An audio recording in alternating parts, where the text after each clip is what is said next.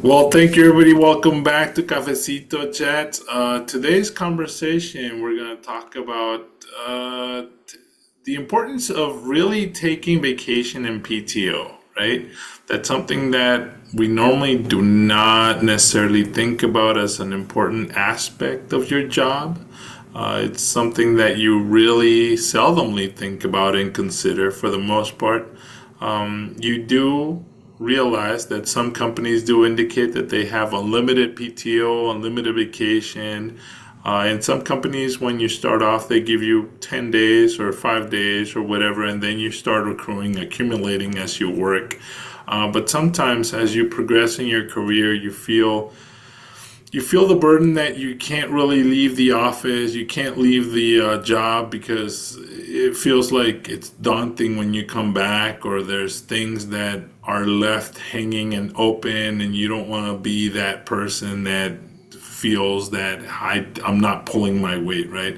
But there's certain things that you have to consider. There's the burning out and the reality that you need to recharge. There's the overcoming of the guilt and the culture pressure that you are under consistently. So that's something that you need to really consider and take a look at. And also making time off meaningful. That means that when you actually decide to take PTO, take vacation, that you're not on your phone, you're not on your computer, you're not checking back into the office, that when you're really taking that time off, that you dedicate it to one, the vacation place or the vacation itself, the place that you're visiting, or the time with your loved ones, be it family or be it friends or whoever you're taking that vacation with, to really count, right? And to be present in that particular moment, meaning forget about the job to some extent. Obviously, in your mind, you're trying to still be productive, but at the same time, you can't be in two places at once. So just if you do decide to take that vacation, to take that PTO, to completely take that PTO. With that being said, I'm gonna see if Paul Montoya, how do you feel about the companies that actually advertise unlimited PTO or vacation days? So there's I think about maybe 15 years ago I started hearing about that sometimes every now and then. A company would offer that, and usually it'd be like that what they do is they recognize. I think what companies are thinking, you know, saying something like that is they're like they would rather have an employee that's totally locked in when they're at work. So if when they're if they're not totally locked in, the worst thing if you think about you're working for a company that has over 100,000 employees type of thing. Those companies know that the worst thing they can have is an employee that just mails it in, because it's really easy when you're on a large team for other members to pick up the slack, for you just kind of to be a slacker. And those are not only hard things to identify in a remote environment, they're hard things to remedy as well. So to combat that, companies say, hey, we offer unlimited vacation, and within reason, obviously. But say somebody wants to take 4 weeks instead of 2 weeks or something. They have the flexibility to do that, and the hope is that that they recharge their batteries and all that jazz. So when they do come back, they're really engaged and they're a quote unquote productive employee. So if I owned a company and we could afford it, and statistically, and people wouldn't take advantage of the program because it only takes one person taking advantage of the program that kind of ruins it for everybody. But as long as I think that'd be the rationale, and I'd be in favor of it. It's better to have employees that are engaged and kicking butt, taking names, than having. I think I read a stat that said one bad apple, takes all productivity down by like a pretty significant percentage. So yeah. Thank you, Paul. Great insight, great perspective. So myself, I haven't necessarily worked in a corporation that actually has unlimited vacation. I'm pretty sure Mr. Mike Cruz also hasn't worked in a place that has unlimited vacation. But I wanna get your perspective, Mr. Mike Cruz. What are your thoughts about this unlimited vacation advertisement? Some companies mainly tech companies or pharmaceutical companies have. What's your perception? Well, yeah, I'm not too familiar with unlimited vacation. That's a new one to Yeah. me.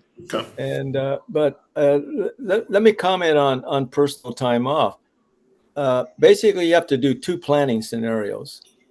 I worked in the laboratory at the time, and the work came in. There was a workflow, and if I could anticipate I'm going to be gone for a week or 2 weeks, generally it was 2 weeks. I would load up all my work and uh, get it done. Get a lot of it done ahead of time. It's in a queue, and you can wait for it or you can aggressively go get it. And I would try and do a lot of the work that was in queue ahead of time.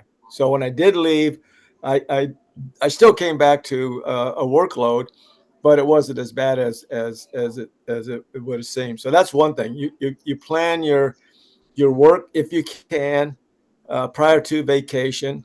Work with your colleagues and make sure everything's covered and get that done. The second planning is the vacation itself. Like you said, is it with family? Is it just with your better half or whatever? For me, when the kids were growing up, definitely had to plan the vacation because we always did a lot of driving all over. So, but I guess the drawback to a vacation that entails a lot of driving and sightseeing and all that is you end up driving 2,000, 3,000 miles in 2 weeks. That's not a vacation. I mean, it's a vacation. Hopefully, it's a vacation for you, but where your family and kids may enjoy it more, you may get more burnout during the vacation. So the second planning thing is if you're going to plan a vacation and you're going to recharge, you better think about it, what you want to do, what you want to accomplish. Uh, Especially if you have family and you have kids, you got to entertain them as well or keep them entertained. So those are two things. Plan your work and then plan your vacation and make sure it's a vacation. Now, the unlimited vacation, I I mean, I guess there's kind of a consequence to that. I mean, to take a month off and some work is probably possible, but if you're in if you're in a company that has deadlines to meet and workload that is daily, and you have to make progress on it, I think that would be hard to accommodate unlimited. And I, well, for the government, we had sick leave also. So sick leave could be like I had a 1 year sick leave by the time I retired. So that would kind of be like I could be sick in the last 5 or 10 years of my career. I could be sick for a month or 2 months and still get paid. So that's kind of like an unlimited leave, but that would be a sick leave thing. But just for a vacation time, I you know I guess it would be suitable in some instances where you could take off uh, a large amount of time. I'm uncomfortable with the word unlimited. What does that mean? Does that mean a month, 2 months? Uh, I mean, even unlimited has to have a limit to it. You can't be gone forever. You can't be gone for a year and then come back and say, hey, I'm back for whatever reason. So I think that would have, and I think if you're in a union or whatever, that would probably have some repercussions. Mm. So I think you'd have to look at your contract with the company, and if it did say unlimited, I'm pretty sure there's a limit to that. Hey, Mm. hey, you know what's larger than unlimited, Michael? What? Uh, Infinite. unlimited plus one. Well, that's what I'm saying. In the government, you can be gone for 364 days from your job. Mm. If you come back on the 364th day after being, because I had this happen to me, I had an employee that was gone basically a year, and a day before that year was up, because the government says if you're gone for 365 days, we can finally let you go because of non-availability. Mm. And that person came back a day before the 1 year, and guess what? We had to give her back a job. So unlimited. Yeah, I think that's. Do companies really do that? I guess that's the question. Have I My Yes, put husband that did in a try. contract? this is I brought this up because I have seen this for the last maybe 6, 7 years, and when I first saw it, I was a little bit shocked, right? Because same as you, Mr. Cruz. I'm like, how is this possible? And same to what Paul was saying. There's got to be some reasonable limit, right? And it's at the discretion of your manager, discretion of your department head that they allow you to take some time off. Unlimited is, Quick question. Was that with pay? I believe it is with pay. I believe it is Ooh. with pay. And the reason I think a lot of companies started doing this is because of financial record keeping reasons, right? If a company says, well, we do have accrued vacation, well, when you actually leave, they have to pay you back unused vacation that you accrued. Whereas if you have from the very beginning unlimited vacation, you don't need to accrue anything. So if you have over 100,000 employees, you don't Yeah. have to keep record of their accrual. So that means that when they leave, you don't have to pay them anything. If you lay them off, you don't have to pay them Yeah. any additional compensation per se for their time that they Yeah. never really took a vacation. And studies, from what I remember reading, studies have shown that a lot of people end up not taking their full-time accrued vacation over a period of a year. That being said, if you leave the company or if you stay with the company, even if you stay with the company, it has to be rolled over. Well, a couple years ago, maybe like 15 years ago, the accrual program started changing because a lot of companies were rolling over so many days of accrued vacation that they had to put a limit on what you could actually roll over, and they had to put a limit of how many hours you could actually accumulate, and then you had to be telling the employees you need to take vacation, otherwise you reach your limit and you will not accrue vacation time anymore. With that being said, if you have it unlimited, you erase that whole bookkeeping problem. That's one of the main reasons that I think a lot of companies in the tech industry as well as in the pharmaceutical industry started doing this. In the DoD, which I'm in the industrial aspect as well, like Solar Turbines, General Atomics, Northrop Grumman, they don't do this type of unlimited vacation. You still have the regular accrual program to build up your vacation. They do give you 10 days per se, depending on where you're at and depending what you negotiate, to be able to take vacation. But that's the main reason that I understand unlimited vacations came about. And that's one of the big things that I wanted to also highlight. It to me it seems like a flashy tactic to get people excited. Oh, I'm gonna have unlimited vacation, but in reality, there's there's the caveat. It has to be approved by your manager or by your department head. Which, if I go to you, Mr. Cruz, and you're my department head, you're gonna say, well, what deadlines do you have to meet, right?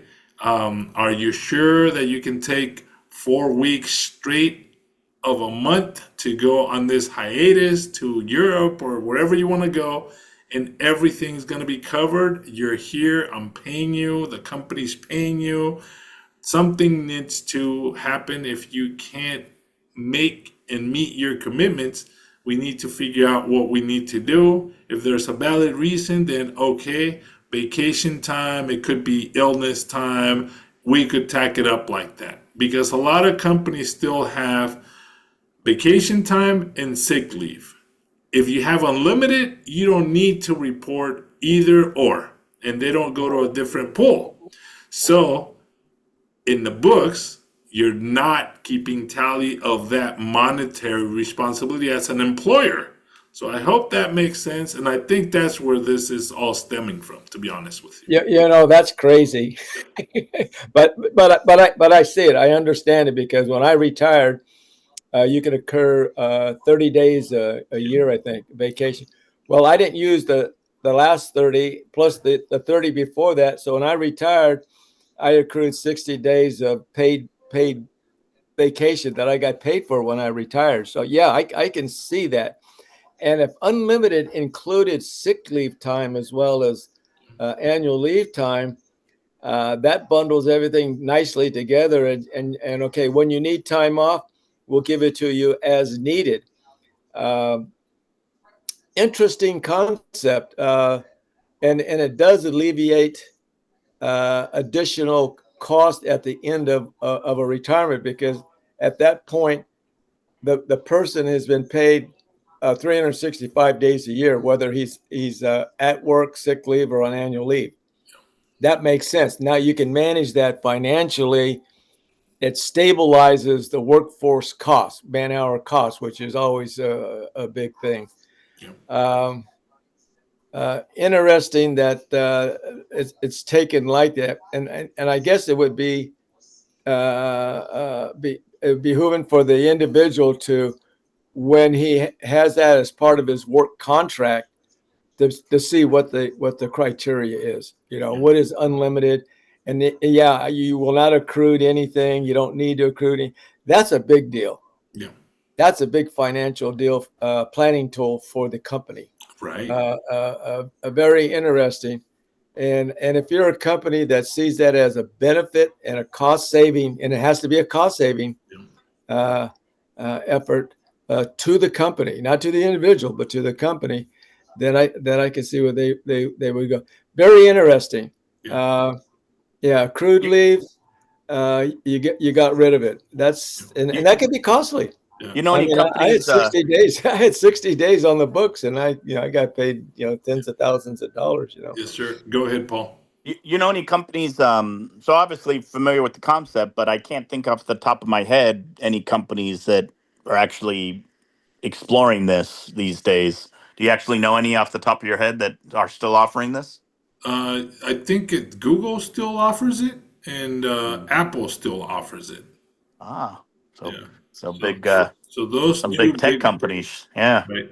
And I know that in California, I don't know if it's all across the US, but I know in California, the employee is protected if you've worked in the corporation for more than 5 years, every year that you've worked since the beginning. So you have to be there for 5 years.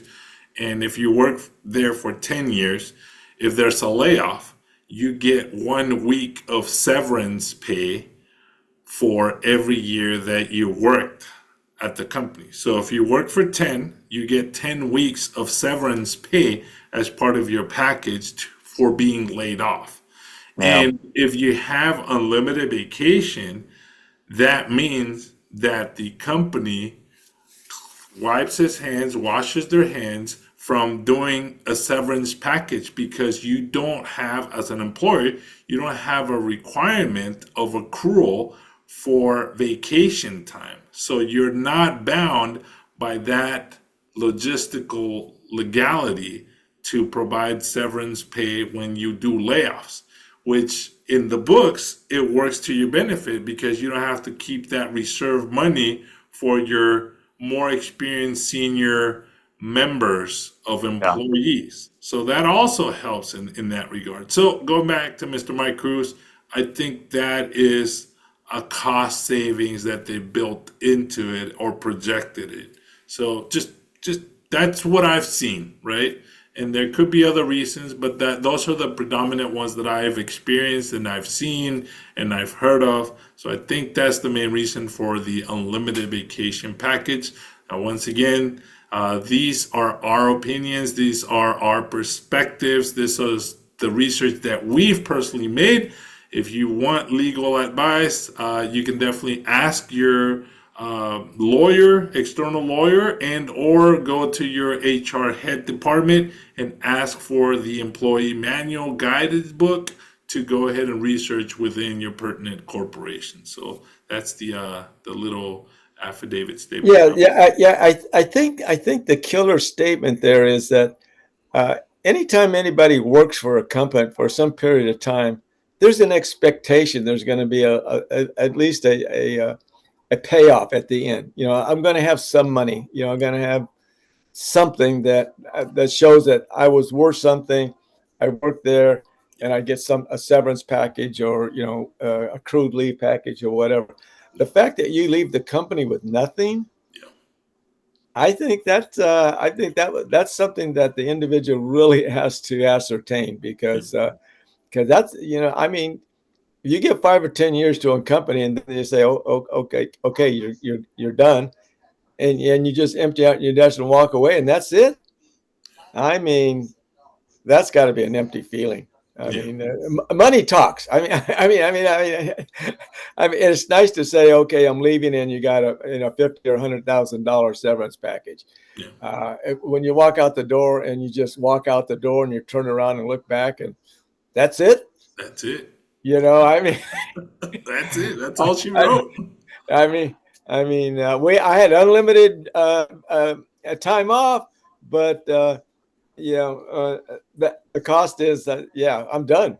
You're Yeah, done. You're yeah. done with the company. So It could be too. I was going to mention it. I've been running in the entrepreneurship circles, and one of the things they kind of preach is, hey, why would you want to work 5 days a week for 2 days of freedom? Why do you want to work 50 weeks a year for 2 weeks off? You have to work 20 years of your life for 1 year of freedom, and you don't even get it at the same time.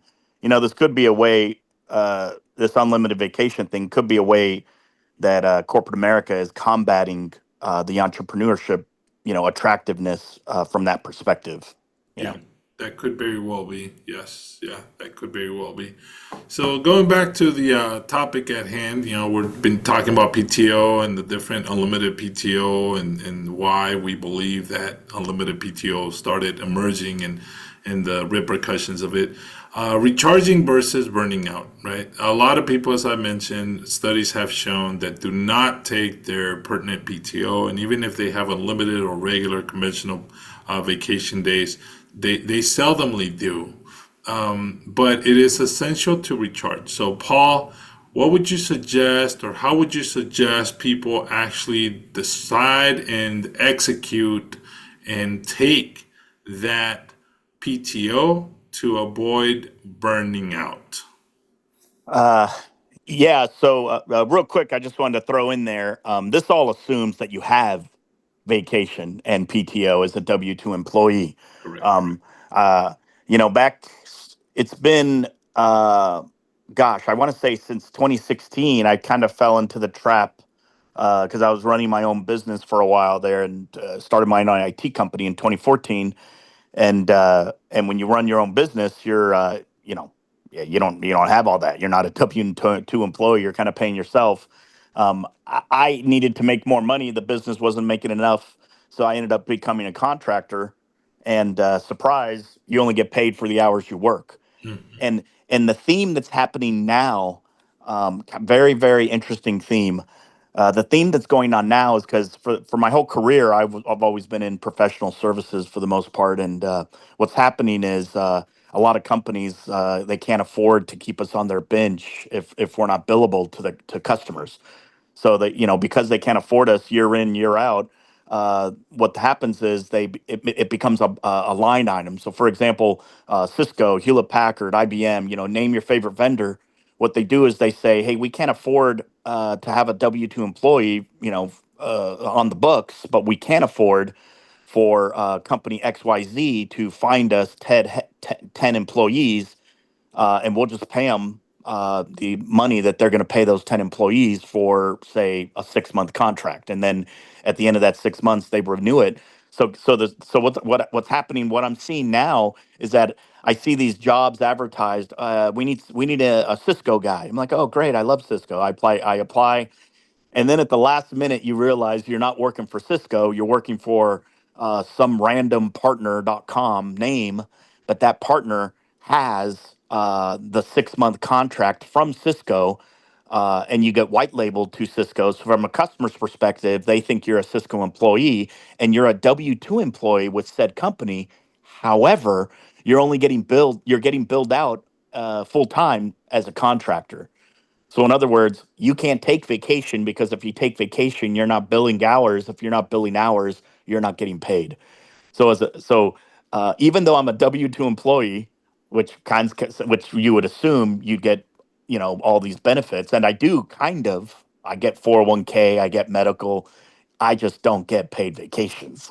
Mm, So mm, I think it's a loophole by the vendors solving a problem. Now they don't have to worry about unemployment. They don't have to worry about firing people. Contracting when they're it goes against a different line item. They look better in front of Wall Street. But I'm telling you, I like some of these companies that are doing this. Their model is pay someone $1 and bill them out for two. mm, So they're paying. Everyone's taking a cut. The vendor is giving them twice the salary of the employee. Those companies are eating that cost of bringing on that W two employee, cutting corners, not paying vacation, finding loopholes not to pay employees this. You even see it in the blue collar workforce. So, I have a bunch of teenagers and nephews and everybody, and everyone's working at Walmart, Fry's, this, that, the other place. And the interesting thing I saw there was that they're competing with the giggy economy. Obviously, you want to be a cashier, you're working at the grocery store. They're competing with the giggy economy of people being their own boss and all that jazz. Again, no vacations if you're working in the giggy economy. So I had my little 16-year-old get a job at Fry's the other day, and I was surprised because they had the ability to be full time. It was like during the summer they had the ability to be full time, but they were only giving them like 20 hours so that those employees would only be part-time, so they wouldn't be paid and be offered full-time benefits and vacation and all the things that come along with working a full schedule. So it's just very interesting how creative these corporations are getting, are getting around having to handle not only unique ways of not paying out vacations, but actually unique ways of not even offering it in the first place. mm. Okay, great. Very, very Yeah, interesting. yeah. Even worse, Paul, is I was a 1099 employee. Hmm. Hmm. You know what that is? Yeah, yeah, yeah. You Yeah, just you don't get boom. nothing. You just get Yeah, paid. that's You right. That's right. 1090. I just wonder how prevalent 1099s are being used in corporations. So you Yeah. were at 1099 after you retired, so you became a contract after your full retirement took place. Is that Correct. Yeah, okay? yeah, it's correct. Just Yeah. for clarity there. Right, I mean, right, you right. weren't a 1099 all your life as an No, no, employee. no. This So, was a contract job I did after I retired. Yeah. But yeah. basically, I did the work. I gave them the worksheet, and they paid me. Yeah. Hmm. Okay. And See, and then basically, yeah. you're an independent employee. You're self-employed. Basically, you're self-employed. 1099.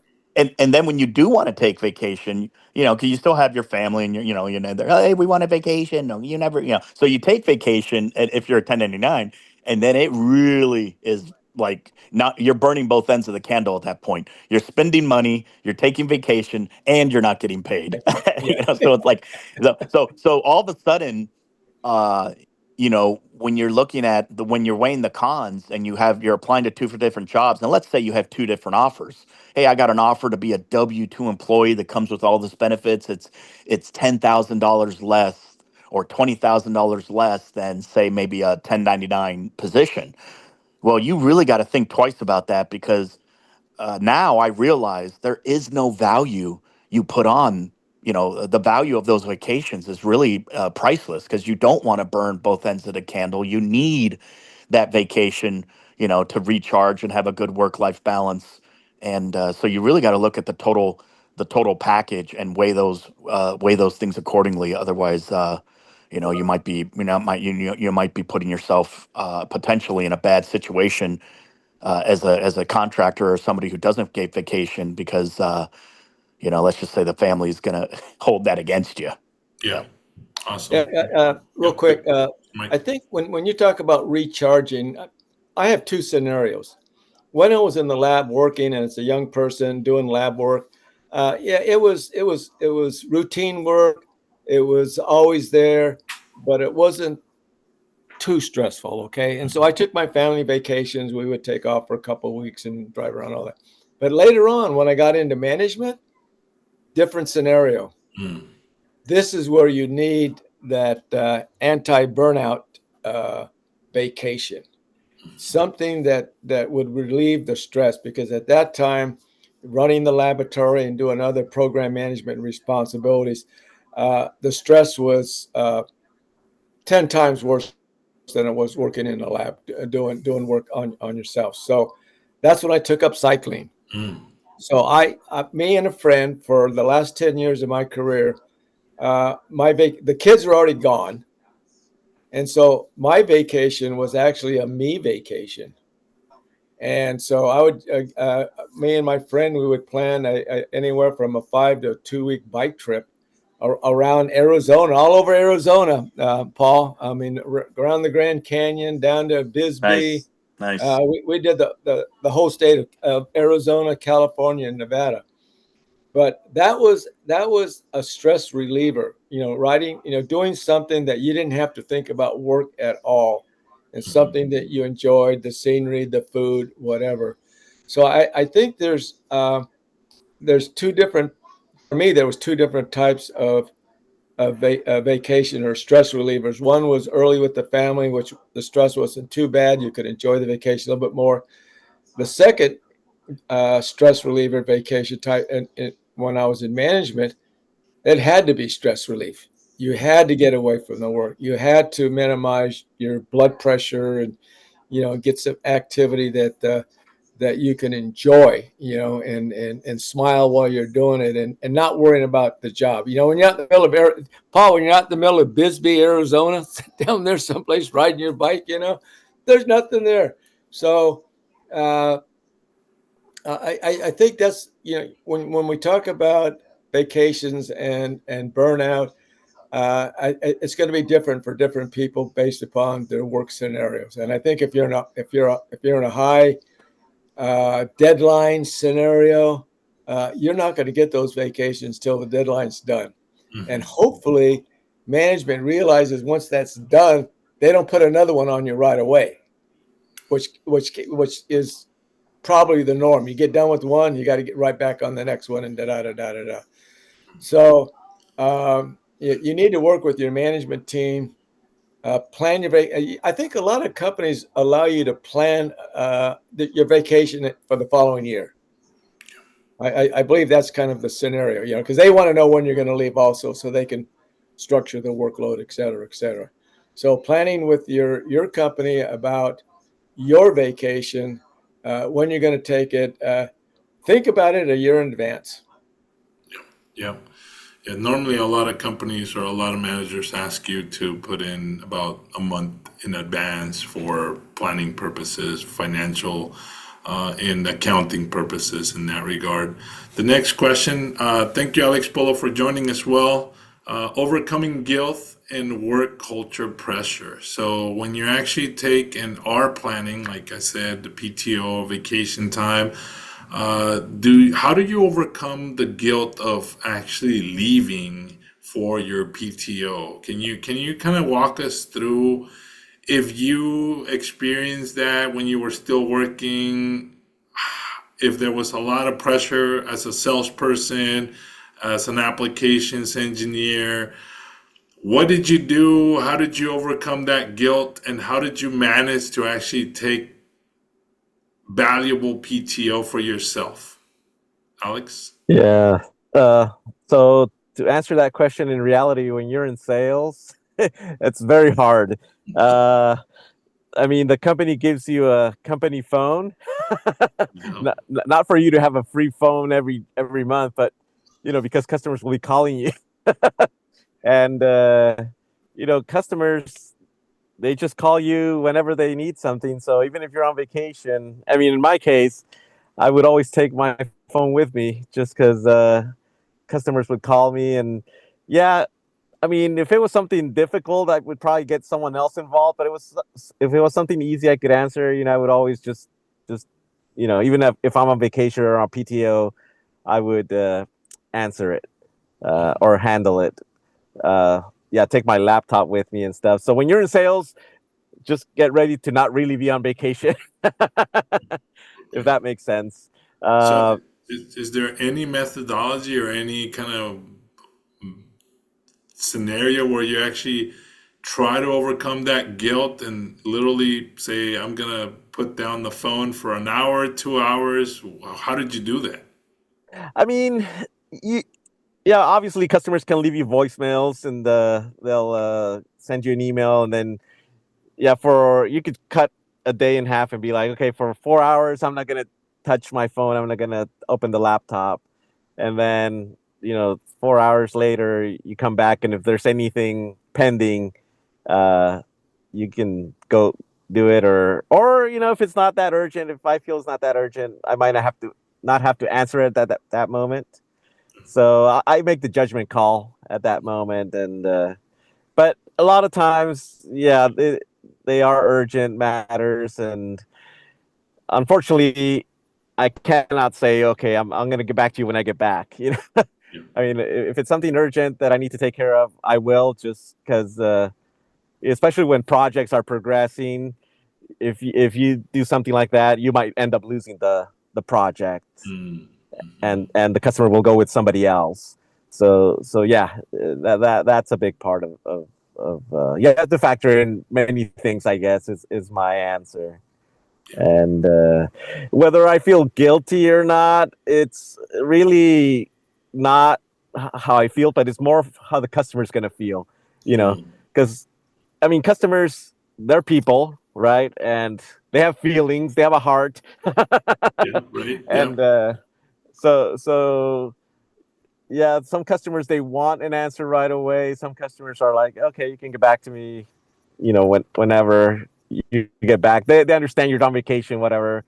But again, others are projects progressing, and there's an issue with, especially if they're on the prototype stage where they're testing out the parts or something, and one of them fails. They want to be able to get an answer as to why it failed or something, and maybe for me, I have to be there to understand why it failed. So I would get someone involved in those cases, and send someone out from my office, whether it's another salesperson or an engineer or something. But yeah, customer, you always have to be thinking about them, because it it could open the door more for you, or it could shut the door for you. Right. And Yeah. So that's also you something to really consider as a potential employee, right? Whether you want to go to the sales sector or that particular position that's very, very demanding. So that's interesting. Mr. Mike Cruz, yes, sir. Yeah, so Paul, the question is, how do you recharge? How do you regroup? I mean, you can't. You've got to find time for yourself. I mean, customers are important. Got that part right. But if yes. you're not healthy mentally and physically, it doesn't matter. So how do you recharge in your scenario, in your current work scenario? So I just find time. Like even the good thing about sales is it's also very flexible, in that even when I'm not on vacation, if there's a day where I'm like, I'm not going to work today, I'm just going to stay home, and so my boss doesn't know, because he's not tracking me, or he's not, so He's not watching uh, this video. yeah, he's not watching it. Hopefully not. Yeah. Oh, this does go on YouTube, right? Anyway, uh, but no, I mean, yeah, just find the time, I guess, even if you're not on vacation. That's in sales. It's a lot of how should I say? It's an open schedule sometimes, but Mm. also it's uh, something that you gotta uh, So if yeah. you have free time, what do you do? Uh, if I have free time, I do more. researching on what new customers I Oh, can, no. That's not the right answer. or it's just a sales nature in me now that I've been programmed that way, I guess. Bless your little heart. I guess it helps too that I don't have a wife or kids, and no one's pressuring me to go on vacation, and not pick up the phone when I'm at the hotel or something like that. So I think that's where I'm coming from too. Well, do you have a So hobby or something I like I like watching soccer. I like playing it occasionally every now and then, but yeah, sales has definitely been absorbing my life a lot. I mean, even at one point, it did give me panic attacks. So that was due to stress because my company was actually moving me down to Mexico City to live there and take care of the market. And during that process, all of a sudden, I was at the gym running on the treadmill, and the next thing I know, the ambulance is coming to pick me up. Wow. I thought I was having a heart attack, but it was Yeah. just one of the symptoms of the anxiety that Yeah. popped up, and I never felt something like that before. But fortunately, I was able to get over that, and uh, yeah. But yeah, you're right. I mean, you gotta take vacation. You're right. I do agree with the topic. So we laugh about your situation, but that's a reality that a lot of professionals face, right? Panic Yeah, attacks or some anxiety attacks, or even yeah. even when you're trying to sleep on a daily basis, sometimes you have dreams about being in the office in your cubicle or being in the computer and trying to, work on a program, work out a problem, or work on some project that you have, and Mm-hmm. your brain is so involved and so overtaken by the job that you can't separate your time off from the time at work, and that's when the problem begins to be more prevalent and more dangerous, because you do need to disconnect. You're an individual. You do need to uh, have that separation. Your identity, and we go back to, maybe you weren't here at the beginning of the conversation, Polo. Unlimited vacation, or some people weren't taking or are not taking their vacation, and if you're let go, you're laid off, you go without anything, and it's an empty feeling, right? And during layoffs, a lot of people go through a feeling of separation because they've never been independent from that particular corporation or that Mm. particular job. And that's where it becomes a problem. And I think PTO is a way for you to be an individual again and do, as Mr. Mike said, do you have any hobbies? Do you devote yourself to anything in particular that you like? Not necessarily in your case, you said, hey, I've been so programmed to go ahead and research about different products and be able to get more knowledge about the products that I'm trying to sell. That's who I am, that's who I've become.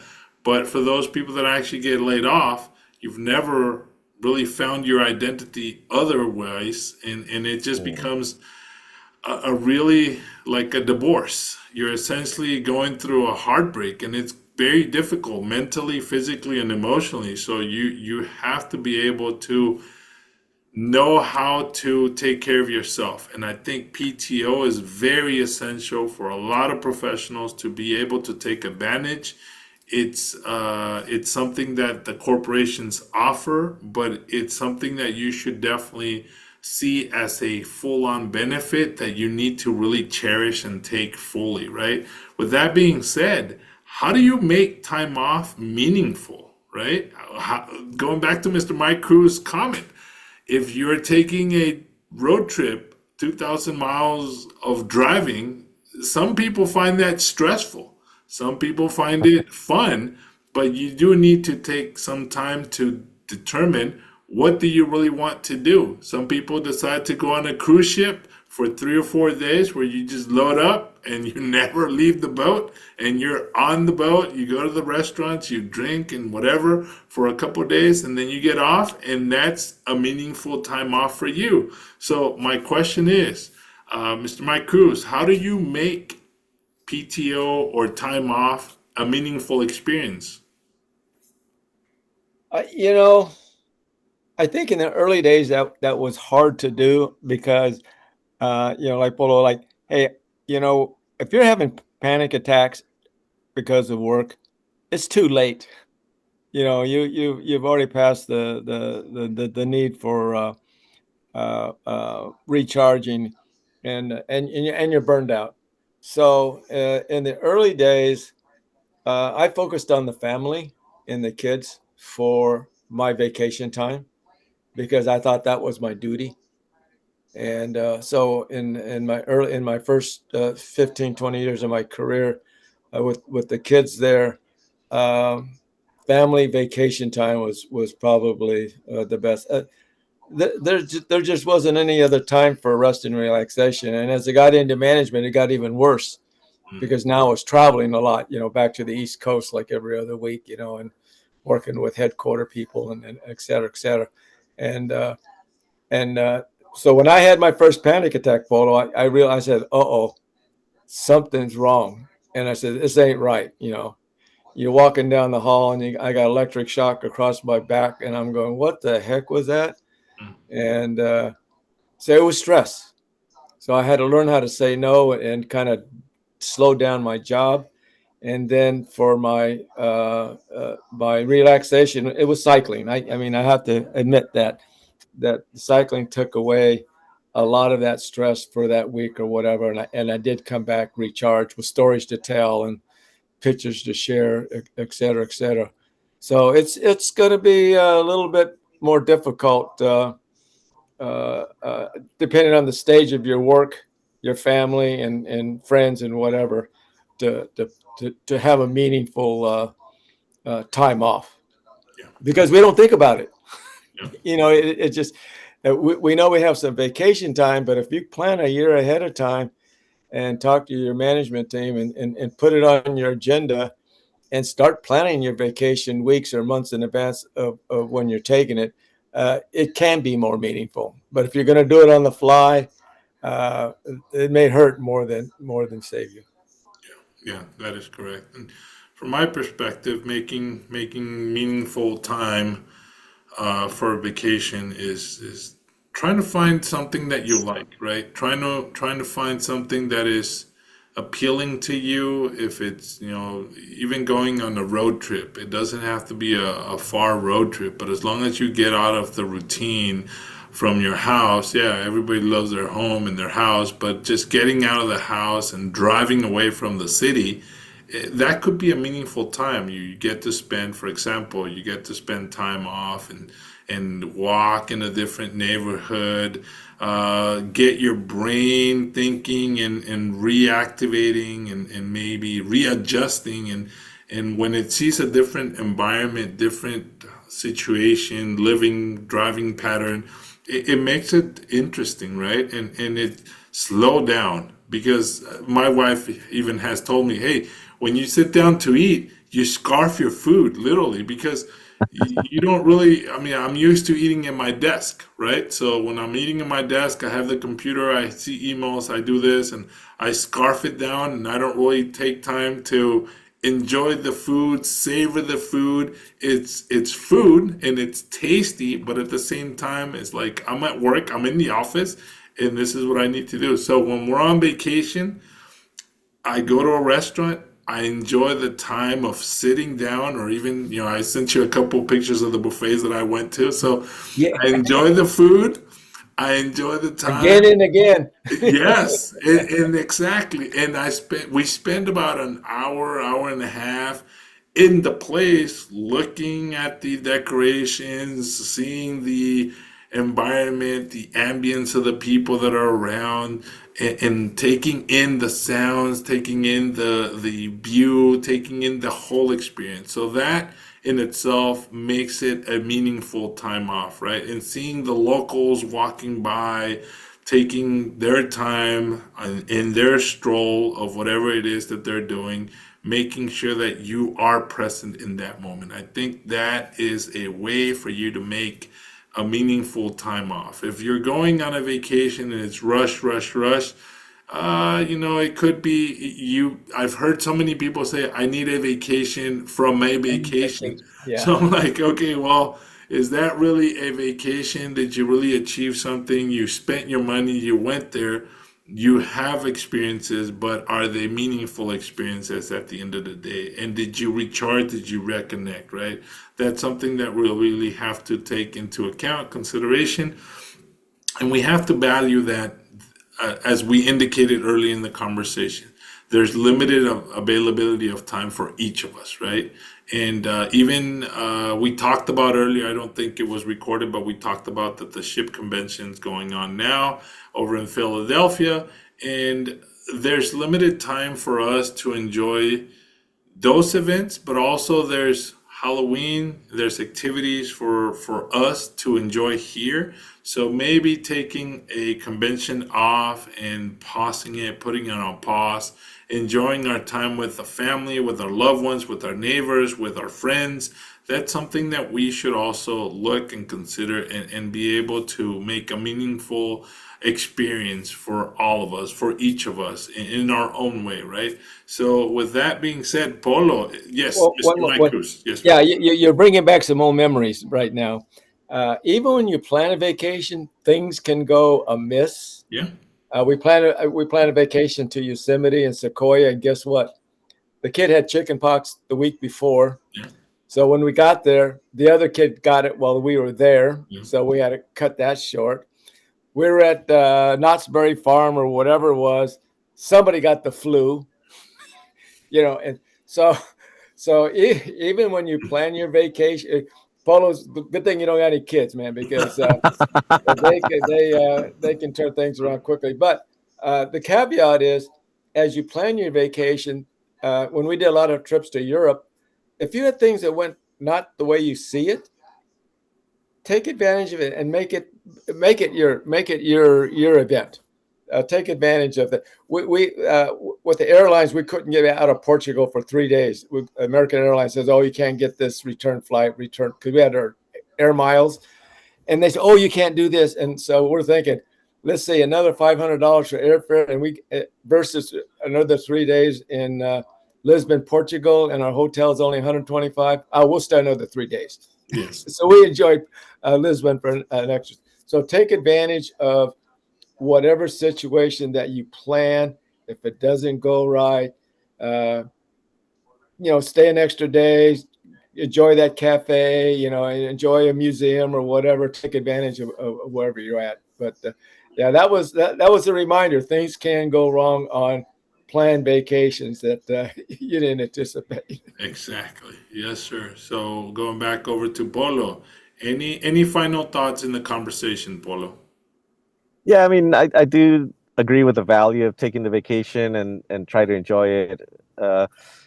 Unfortunately, like I said, for me in sales, that's a little bit more challenging to do sometimes. But yeah, I mean, I know some salespeople that they just shut their phone off and computer off, but then when they get back, they have all this stuff they have to catch up on, and a lot of customers are very upset at them, and they end up losing projects. So it's a give or take, I guess. It's my point. And then going back to just the panic attacks and stuff. If anyone out there, is living with that and everything, let me know. I mean, I was able to overcome it without any medication. So I have a few tips that that I tried, and it eventually worked for me. So yeah, it's something that if you take medication, you just have to keep taking a stronger dose every time, and then that makes it even worse. So yeah, they are for life. Panic attacks are for life, and I still feel them sometimes, but they don't bother me anymore because my body just learned to like. Hey, Polo, they're going to go away when you retire. No, guaranteed, they're going to go away because the stress is going to be gone. I see. I mean, it's just work related stress for me. I started doing lunch walks during lunchtime, And there was one important word that I learned that I wasn't used to saying. It was no. No, I can't. No, I'm serious. Yeah, no, There's a lot of projects and things that were going to be put on me, and I just said no. I can't do it. And once you learn how to do that gracefully, that's going to lower your stress. No, and take some walks. Yeah. No I agree. medication. I agree with you. No medication. Awesome. Thank you, sir. Any Yeah. final thoughts, Mr. Mike Cruz, from you in regards to PTO? You're good? Okay, awesome. So for me, take advantage of the PTO. Make sure that you do take time to recharge. Make sure that you avoid burning out. And if you are burning out, don't let it go for an extended period of time. As Polo alluded to, if you start feeling this anxiety attack, panic attack, it's an alert. It's a red flag. It could start as a panic attack, but physiologically, biologically, it could affect some of your organs.